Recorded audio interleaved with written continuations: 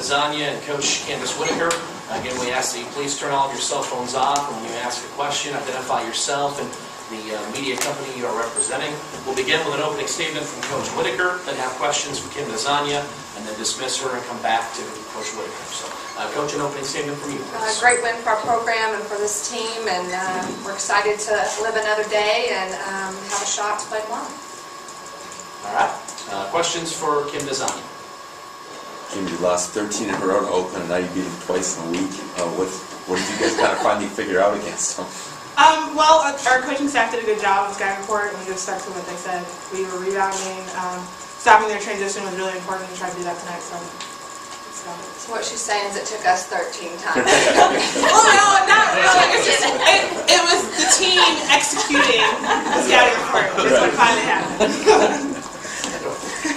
Brian Everson, the Oakland Post. Kim, Waterworth's such a versatile scorer. What did that mean for you guys in terms of an advantage, what they lose when she exits from the game with foul trouble?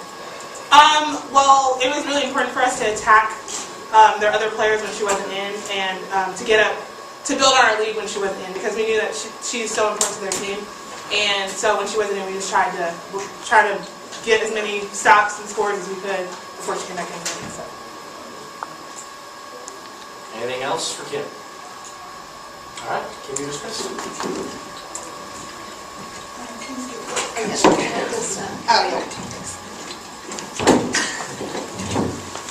All right, and now questions for Coach Whitaker. Coach, building off of that, when Waterworth goes out, how did that change the attack?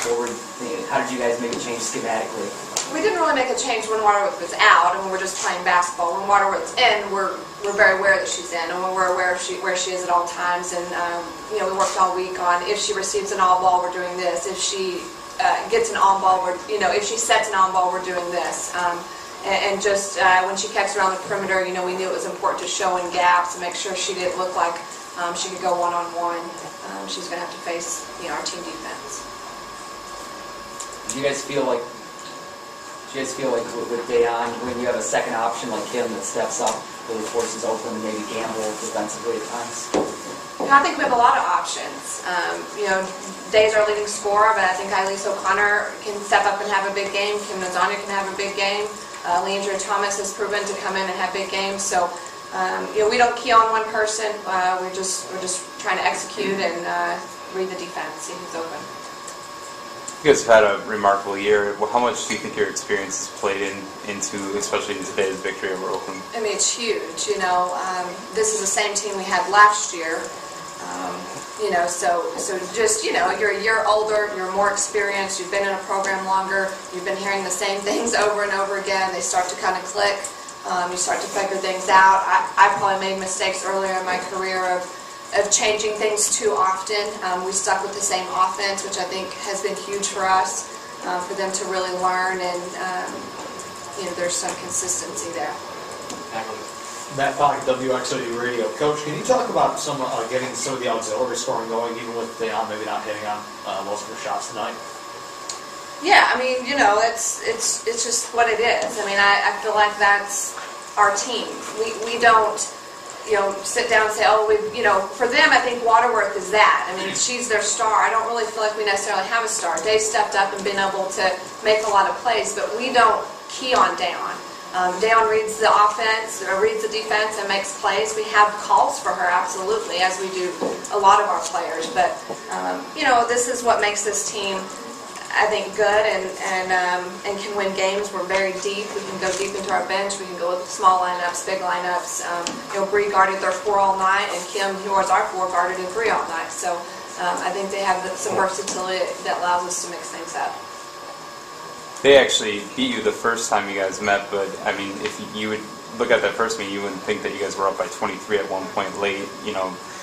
What did you take away from those regular season meetings and use today? Well, the first one was very painful. We were up 5 with 24 seconds left and lost in overtime.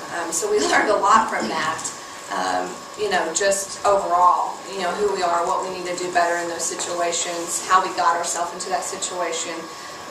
Oakland is Oakland. They play a motion offense. They're not going to run a set at you. They're not going to, do anything different. They play man 99% of the time, so we were just hoping that we could do a good job defensively of playing shell defense, getting through screens, staying on the help line, rotating, and block out and rebound.